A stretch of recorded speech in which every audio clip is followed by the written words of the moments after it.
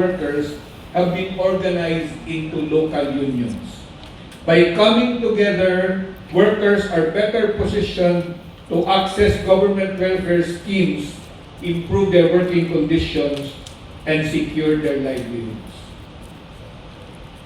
What BRMGSU is doing is worthy of our congratulations because it is providing workers with a platform for freedom of association and collective bargaining.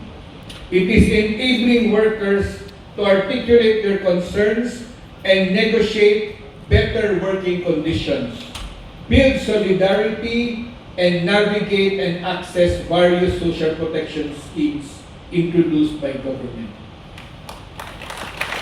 A special mention should also be given to the National Human Rights Commissioner in the presence of Honorable Commissioner Priyanka Nongo for supporting the work of BRMGSU and recognizing that labor rights are fundamental human rights.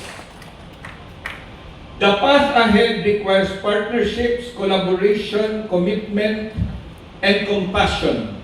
By strengthening representation, expanding social security, and fostering inclusive institutions, we can ensure that every worker, from the organized or unorganized sector, enjoys dignity, security, and opportunity for growth and welfare.